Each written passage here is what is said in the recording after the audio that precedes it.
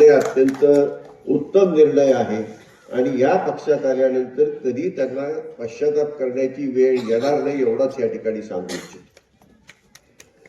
शिवसेना पक्षाचा आपण नगरपालिकेच्या निवडणुकीच्या अगदी थोडासा आधी निर्णय घेतला. म्हणजे किंबहुना फॉर्म भरण्याची तयारी झाली होती, एबी फॉर्म भरायलाच आपण शिवसेना पक्षात गेलो असं म्हटलं तर चुकीचं होणार. पण तरी सुद्धा एवढ्या कमी वेळामध्ये एकदा आपण निर्णय घेतल्यानंतर या पक्षाच्या माध्यमातून आदरणीय एकनाथरावजी शिंदे साहेब असतील, पालकमंत्री शंभूराज देसाई असतील, शिवसेनेचे इतर मंत्री सुद्धा नामदार गुलाबराव पाटील या ठिकाणी आले, योगेश कदम या ठिकाणी आले, निलेश राणे या ठिकाणी आले, संपर्क प्रमुख शरदराव कणसे या ठाणे नगरपालिकेमध्ये निवडणूक लढवत आहेत, सातारा जिल्ह्यातले आहेत पण निवडणूक ठाणे नगरपालिकेमध्ये निवडणूक लढवत आहेत, नगरसेविका म्हणून त्यांच्या सुविध पत्नी त्या ठिकाणी कार्यरत आहेत. या सर्व मंडळींनी ज्याप्रमाणे सहकार्य केलं, ज्याप्रमाणे साथ दिली आणि ज्याप्रमाणे ताकद दिली, अगदी स्पष्ट सांगायचं झालं तर गेल्या 30-35 वर्षांमध्ये सुद्धा तशा प्रकारची ताकद अनुभवायला मिळाली नाही. आणि त्यामुळे जगताप सर, तुम्ही ज्या पक्षाचा निर्णय घेतलाय त्या पक्षामध्ये चांगल्या प्रकारची नक्कीच ताकद मिळते. कुठली आता काळजी करण्याचं कारण जे काही आपण अस्थिर राजकारण केवळ फलटणमध्येच नाही सर्वदूरच पाहतोय. कुठं अस्थिर राजकारण? ज्या महायुतीमध्ये एकत्र काम करत असताना एकमेकावरती पुणे महानगरपालिका असेल, पिंपरी चिंचवड महानगरपालिका असेल, या ठिकाणी एकमेकावरती ज्या प्रकारचे आरोप होत आहेत त्यावरून लक्षात येते राजकारण किती अस्थिर आहे. अंबरनाथमध्ये काय राजकारण घडलं हे सर्वांच्या कल्पनेच्या डोक्याच्या बाहेरचं सगळं राजकारण चालू असलेलं आपल्याला दिसतं. आणि त्यामुळे त्या अस्थिर राजकारणामध्ये कुठंतरी ठामपणे आपल्या सर्वांना उभं राहण्याची नक्कीच गरज आहे. आणि ही गरज ओळखूनच आपण सुद्धा कुठंतरी आपल्या कार्यकर्त्यांना त्या ठिकाणी सुरक्षितता मिळावी, संरक्षण मिळावं आणि आपलीही कामं त्या ठिकाणी व्हावीत अशा दृष्टिकोनातून त्या ठिकाणी शिवसेनेचा आपण निर्णय घेतला. कारण समोर जे राजकारण चाललंय ते तुम्ही पाहताय, आजही पाहताय. प्रवेशावर प्रवेश, फोटो बघितला तर तो कोण माणूस आहे लक्षातही येत नाही, परंतु प्रवेश आहे. राजकारणाला सुरुवात मी ज्या वेळेला 92 साली केली, सभापती झालो, त्यानंतर रामराजे साहेब अपक्ष आमदार म्हणून त्या ठिकाणी तुम्ही प्रत्यक्षात मतं त्यांना दिली नसली तरी तुमच्या सर्वांचं सहकार्य त्या ठिकाणी लाभलेलं होतं, त्या ठिकाणी निवडून आली.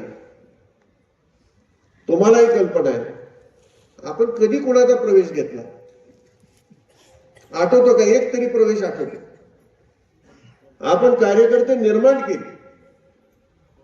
त्यावेळेचे अनेक तरुण कार्यकर्ते 92 साली 95 साली जे आमच्या बरोबर निर्माण झाले ते आज तुम्ही सगळे कार्यकर्ते त्या ठिकाणी बसलेले मला दिसतात. तुमचा प्रवेश कुठेही घेतला नव्हता, तुम्ही आमच्या बरोबर निर्माण झाले.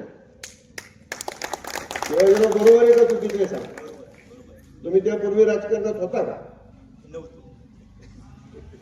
ते तरुण एक कार्यकर्ते होते, ते आमच्या बरोबर आज सगळ्यात ते काम करत आहेत. ते कार्यकर्ता त्या ठिकाणी निर्माण करण्याचं आपण काम केलं. कुठले प्रवेश घेतले? नगरपालिकेत जे झालं ते कुठल्या ना कुठल्या कारणाने एखाद्यावरती दबाव आणायचा, शासकीय यंत्रणा वापरायची, शासकीय यंत्रणेमार्फत त्याला अडचणीत आणायचा आणि मग प्रवेश घ्या, तुझ्या अडचणी आम्ही सगळ्या संपवतो. आता त्यांच्याकडे ती कुठली लॉन्ड्री आहे मला माहित नाही, त्यात घातलं की विशेष संपतो. जो प्रकार वरती तोच प्रकार ह्या ठिकाणी होत असताना आपल्याला दिसतोय आणि त्याच्यापासून सावध राहण्याची गरज आहे. मला वाटतं जगताप सर त्या ठिकाणी जाऊन आले, त्यांनी सांगितलं त्यांचा अनुभव. उमेदवाराचा लिलाव त्या ठिकाणी. आता ह्याच्यापेक्षा लोकशाही दुसरी कुठली दुर्दैवी घटना आहे मला सांग? तुम्हाला उभं राहायचे किती पैसे लावणारे सांग? एक दिवस असा येईल आणि काही ठिकाणी झाले सुद्धा, नाही अशातला भाग नाही. गोखडीचा सरपंच कोण करायचा? सर्व अधिक पैसे देऊन त्याला आपल्याला सरपंच करायचा आहे. मग लिलाव मग आता बापूराव कोणालाच ऐकणार नाही, दिल नाही दिल पुढचं पुढं. आपण अशी जर गोष्टी जर व्हायला लागल्या लोकशाही, तर लोकशाही टिकेल. सर्वसामान्यांनी त्या ठिकाणी राजकारण करायचं का करायचं नाही, सर्वसामान्यांनी उभं राहायचं का उभं राहायचं नाही, अशा प्रकारची आकडेवारी तुमच्या समोर टाकल्यानंतर माणूस कशाला थांबू. तेच झालं जगताप साहेब. अनुभव आला, त्यांनी सांगितलं, स्वतःहून या ठिकाणी अनुभव सांगितला. ही अत्यंत दुर्दैवी गोष्ट. लोकशाही यावेळेला टिकणार नाही. मी 92 साली ज्या वेळेला जिल्हा परिषदेमध्ये गेलो, अनेक साध्या शेतकरी कुटुंबातले अनेक त्या ठिकाणी आमचे सहकारी सदस्य होते. काही धोतर घालणारे होते, काही पागोटे सुद्धा त्या ठिकाणी आमच्या बरोबर आले होते, आणि अत्यंत सर्वसाधारण अगदी एसटीने येणारे त्या ठिकाणी आमच्या बरोबरचे सदस्य होते.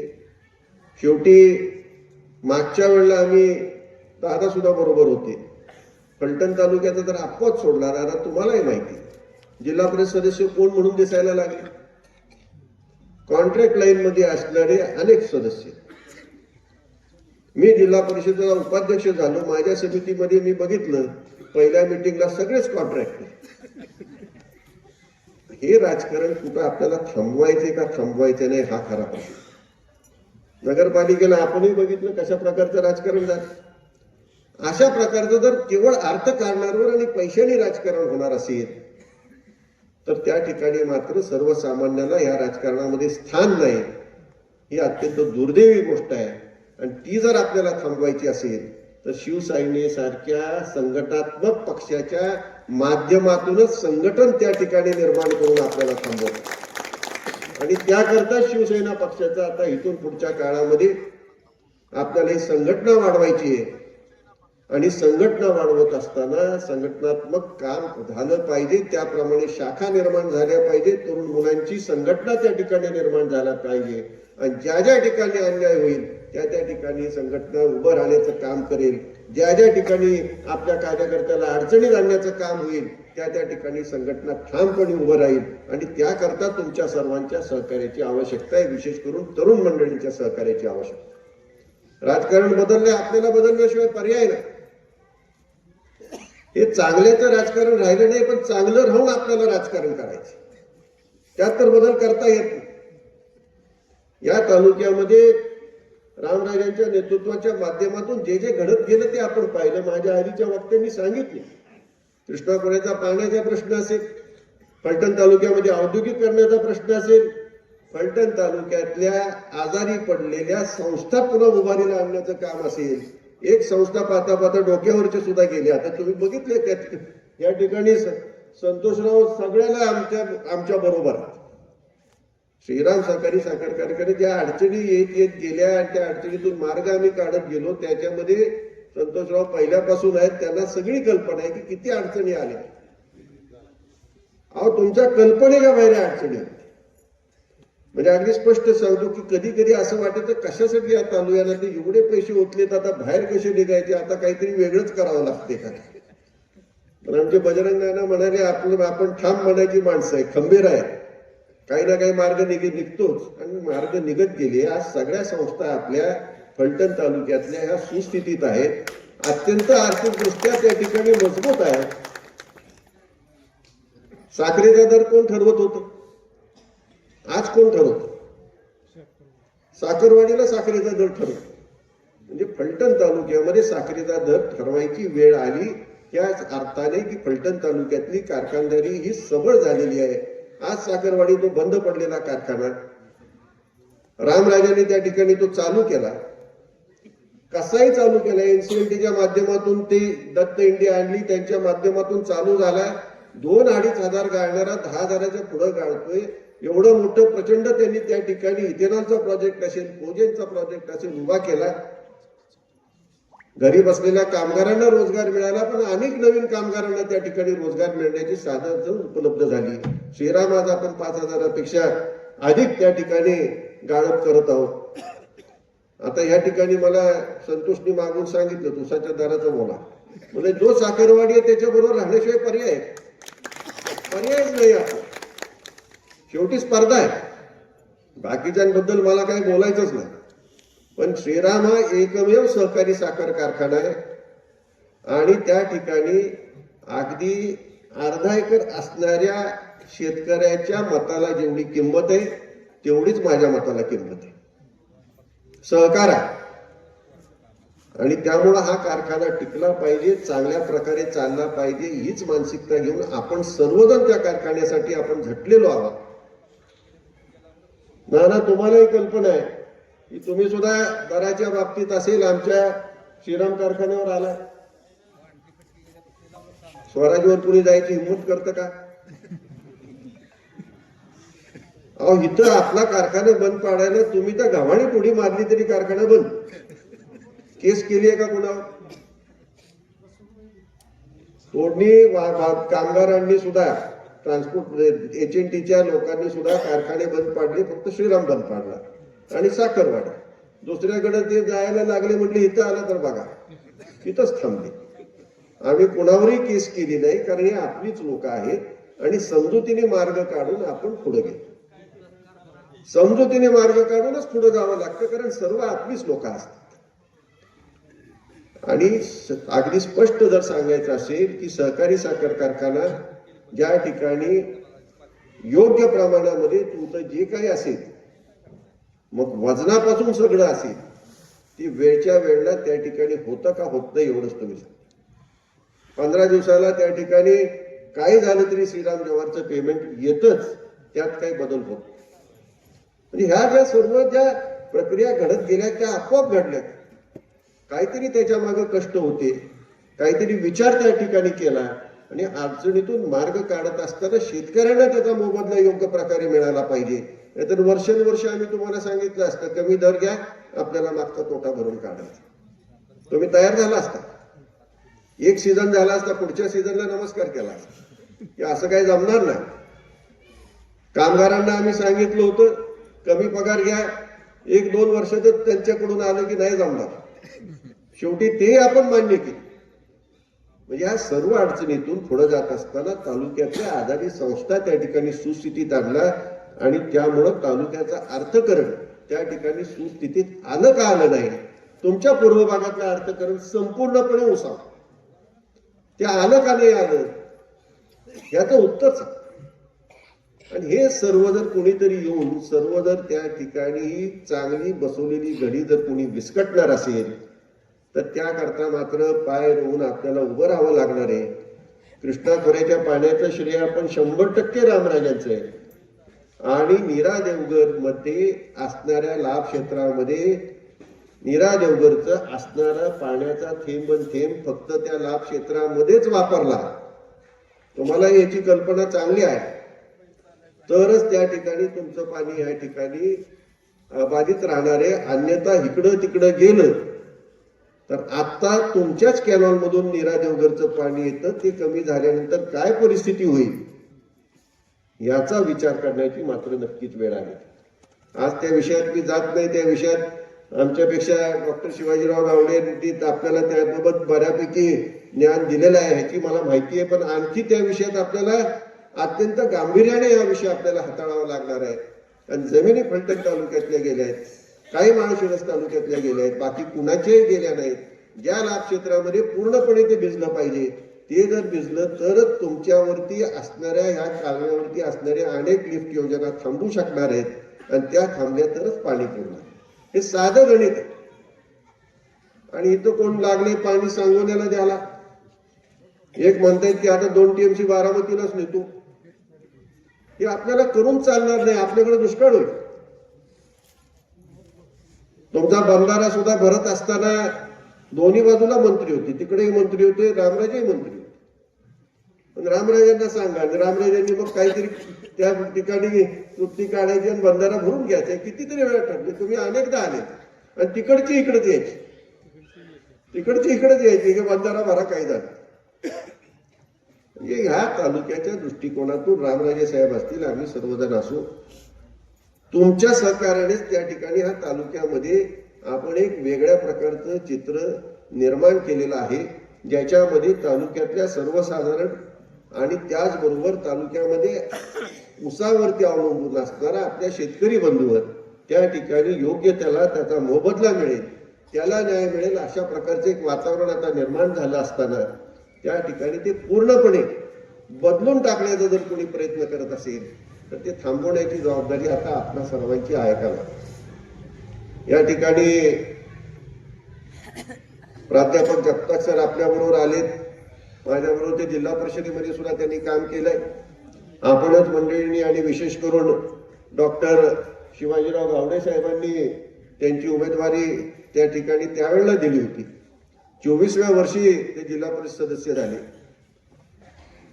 कारण एवढंच होतं की एक शिकलेला चांगला अशा प्रकारचा उमेदवार आहे आणि जिल्हा परिषदेमध्ये जाऊन त्या ठिकाणी चांगलं काम करू शकेल आणि त्याच विश्वासाने आपण सर्वांनी त्यांना निवडूनही दिलं.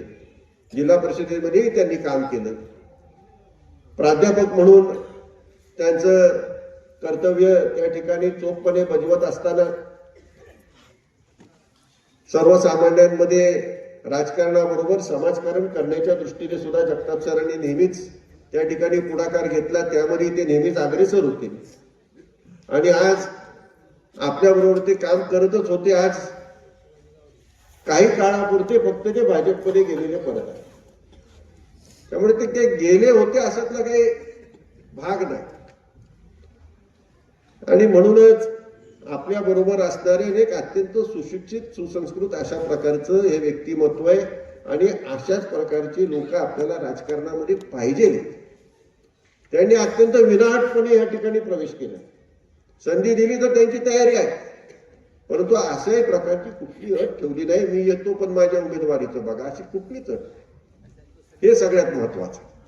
तुम्ही मंडळींनी जो निर्णय घ्याल, ज्या उमेदवार येईल त्याच्या पाठीमागे मला संधी दिली तर आनंदाचे, नाही तर तुम्ही द्याल त्याच्या पाठीमागे उभं राहण्याची ठामपणाची भूमिका त्यांनी या ठिकाणी घेतलेली आहे आणि ती घेत असताना या ठिकाणी मग बापूराव गावडे असतील, तुमची कोकणीतील सर्वच मंडळी असतील, विश्वासार्ह असतील, बापू असतील, या सर्वच मंडळींनी, नंदूमामा असतील, या सर्वच तुम्ही मंडळींनी या ठिकाणी त्यांना आवर्जून आपल्यापर्यंत पोहोचवलं, चर्चा घडवून आणली आणि आपल्याबरोबर त्यांनी विनाट काम करण्याचं या ठिकाणी जे काही ठरवलं याबद्दल त्यांचे मी मनापासून या ठिकाणी आभार मानतो. सध्याचा काळ राजकारणाचा म्हणजे त्या ठिकाणी निगोशिएशनच होत असतो. मला काय देते मग बोला, मी येतो, तसा काही कुठला त्यांनी प्रकार या ठिकाणी अजिबात त्या ठिकाणी आणला नाही आणि अत्यंत मनमोकळ्यापणाने त्या ठिकाणी आपल्या बरोबर काम करण्याचं ठरवलं आणि निश्चितपणे एक अत्यंत सुशिक्षित सिनियर कॉलेजला प्राध्यापक आहेत, PhD आहेत, अशा प्रकारचं नेतृत्व ज्यावेळेला आपल्याबरोबर काम करतं त्यावेळेला नक्कीच त्याचबरोबर सर्वसामान्यांची कामाची आणि त्याबरोबर त्यांची असलेली नाळ आणि त्यांच्या मधून आल्यामुळे फलटण विद्यार्थी बोर्डिंगला त्या शिकलेले आहेत. मला वाटतं काकडे सर असतील तुमच्यावेळेला, दिगंबर जगदू काकडे सर असतील, अत्यंत कडक शिस्तीचे शिक्षक होते आणि फलटण विद्यार्थी बोर्डिंगला शिकून म्हणजे अत्यंत सर्वसामान्य मुलं तिथं असायची. त्यांच्यामधून शिकून एवढ्या मोठ्या पदापर्यंत जाऊन ते पोचले, प्राध्यापक झाले. एवढं चांगल्या प्रकारे त्यांनी शिक्षण घेतलं, हे निश्चितच अत्यंत कौतुकास्पद आहे आणि अशा प्रकारची व्यक्ती ज्यावेळेला आपल्याबरोबर काम करत असते त्यावेळेला नक्कीच आपली ती ताकद वाढलेली असते आणि त्यांचा उपयोग हा शिवसेनेला, आपल्या सर्वांना, आपल्या गटाला आणि त्याचबरोबर सर्वसामान्यांना सुद्धा नक्की होईल असा विश्वास या ठिकाणी व्यक्त करतो. बराचसा वेळ झालाय, अधिक वेळ मी आपला घेत नाही, परंतु एक अत्यंत चांगला कार्यक्रम आपण सर्वच मंडळींनी या ठिकाणी आपण घेतला, याबद्दल आपले मनापासून आभार मानतो. एक विषय या ठिकाणी सातत्याने येतो की जी काही विकास कामं होत आहेत त्या विकास कामाच्या पुढे एक बोर्ड लागतो. आता तो बोर्ड का लागतोय थोडं मला अजून पडलेलं आहे. म्हणजे या ठिकाणी अनेक मंडळी आहेत, आपणही वेगवेगळ्या ग्रामपंचायत पातळीवर, इथं दादांनी तर जिल्हा परिषदमध्ये वैद्यांनी काम केलंय, त्यांनाही त्याचा अनुभव आहे. बापूराव तर सभापती होते, म्हणजे प्रतिनिधी होते, त्यांनी सर्वांनी काम केलं आणि यांनाही माहिती तुमच्या सेस मधलं काम असेल, जिल्हा नियोजन मंडळातलं काम असेल, या प्रत्येक ठिकाणी जर बोर्ड लावायचं ठरवलं तर तुमचे किती बोर्ड आतापर्यंत लागले असतील? आमदार दीपकराव चव्हाणांची किती बोर्ड लागले असतील? रामरायांचे किती बोर्ड लागले असतील? की त्या बोर्डवरती आमदार रामराजे तुमचे चेहरे बघून कंटाळा आला असता, एवढे बोर्ड लागले असते. हे का बोर्ड लागतायत मला याचं काही कोण उलगडत नाही. जिल्हा नियोजन मंडळातल्या कामाचा त्यांचा संबंध काय? जिल्हा नियोजन मंडळातली कामं कोण मंजूर करतं? जिल्हा परिषद सदस्य नाही तर आता शिव आणि कलेक्टर आणि पालक. बाकीच्याचा कोणाचा संबंध काय? त्यांचा संबंध त्यांच्या खासदार फंडाच्या पलीकडे कुठल्याही कामाचा नसतो. आणि ते बोर्डावर काय लिहिलं असतं? फोटो मोठा असतो आणि बोर्डावर लिहिलं असतं यांच्या प्रयत्नामुळे. त्यांना कामाचं नावही माहीत नसेल आणि कुठं काम झालं तेही माहीत नसेल, अशी परिस्थिती. जे काय काम चालू आहे ते मीच केलं. आता पालखी रोड ज्ञानेश्वर महाराजांची पालखी ते पंढरपूर पर्यंत जातील, तुकाराम महाराजांची पालखी पंढरपूर पर्यंत जातील. हे रस्ते कधीपासून चालू आहे? विजयदादा त्या ठिकाणी बांधकाम मंत्री असल्यापासून पालखी रस्ता हा वाढत वाढत गेले. तुम्हाला माहिती आहे, अजूनही कारखान्यासमोर विजयदादांच्या नावाचा अजूनही त्या ठिकाणी बोर्ड. नंतर 16 साली त्या ठिकाणी आणखी पैसे त्या ठिकाणी पडले आणि ते काम चालू झालं. ते काम मी आणलं असं कोणीच म्हणू शकत नाही. ते काम हे पालखी रस्ता म्हणून आवर्जून त्या ठिकाणी शासनाने गडकरी साहेबांनी बसवलेली ही वस्तुस्थिती. तुमचा आसू फलटण गिरवी रस्ता हा कसा बसला मला ना आमदारांना माहिती. अख्ख्या जिल्ह्यामध्ये एकमेव हा रस्ता बसला. त्या ठिकाणी 2 पर्याय होते. आम्हाला सांगितले एक पर्याय तुम्ही निवडायचा. एक पर्याय होता फलटण शिंगणापूर आणि दुसरा पर्याय त्यांनी आम्हाला दिला होता फलटण आसू, म्हणजे आसू फलटण गिरवी रस्ता. तुम्ही निवडा कुठला तुम्हाला पाहिजे, तो आम्ही एकच रस्ता देणार. थोडा विचार केल्यानंतर म्हटलं फलटण आसूला जी एवढी रहदारी आहे तेवढी कुठल्याच रस्त्याला नाही. त्यामुळं आधी आपण फलटण आसू घेऊ, पुढच्या वर्षी आपल्याला फलटण शिंगणापूर त्या ठिकाणी घेता येईल. आणि म्हणून तो रस्ता बसलाय. दोन्ही रस्त्यांची पत्रही आमदार साहेबांची आहे. आता सुद्धा ते काढून देऊ शकतील मोबाईल मध्ये. आता कोणीतरी याचं म्हणायचं आम्हीच बसवला. आमचं दुर्दैव एवढंच झालं की त्यानंतर सरकार बदललं. म्हणजे ते सुरत आणि कुठं ते भुवनेश्वर वगैरे आसाम तो प्रकार सगळा तो झाला आणि त्यामध्ये कॉन्ट्रॅक्ट ठरवत असताना त्यांच्या हातात गेलं. त्याच्यापेक्षा दुसरं काही घडलं नाही. फलटण आदरकी रस्ता सुद्धा कशातून बसलाय सांगितलं विचारलं तर आज इथं बसलेल्या आमदारांना माहित असेल, बाकी कोणाला सांगता येणार नाही. एशियन डेव्हलपमेंट बँक मधून बसलेला आहे हा रस्ता, हॅम मधून बसलेला आहे. त्यांना विचारून हा रस्ता कशात बसलाय तेवढं सांग, कुठल्या योजनेत बसलाय म्हणून सांग. आज या ठिकाणी योगेश पाटील नाहीत तर त्यांचा सुद्धा हा प्रयत्न तशा प्रकारे कशातून बसू शकेल कुठला रस्ता. मला सुद्धा ईडीबी माहित नव्हतं. ते योगेश पाटील सांगितलं ईडीबीत आपलं काम हे बसू शकतं, हॅम मधून आपलं काम हे बसू शकतं. आणि त्यामुळं त्या ठिकाणी मग अनेक आपले सहकारी होते, अतुल चव्हाण होते, तुमचे आमचे जिल्हा परिषदेला एक्झिक्युटिव्ह इंजिनियर आता चीफ इंजिनियर असलेले खांडे साहेब होते. या सर्व मंडळींनी सुद्धा त्या ठिकाणी सहकार्य केलं. त्यामुळे हे सगळं शक्य झालं. आणि त्यानंतर अर्थात रामराजे त्या ठिकाणी असल्यामुळे त्यांचा शब्द, त्यांचं वजन याचा वापर करून ही मोठी मोठी कामं आपल्याला बसवण्यामध्ये यश मिळालं. ही वस्तुस्थिती. आता सांगायला पण सोपं आहे, मीच आणलं आणि बोर्ड तर कुठेही लावता येतो. मला एक जण म्हटले की आमची स्मशानभूमी झाली तिथंच बोर्ड लावलाय, एवढ्या जवळ लावलाय की धन झाल्यानंतर ती जळल.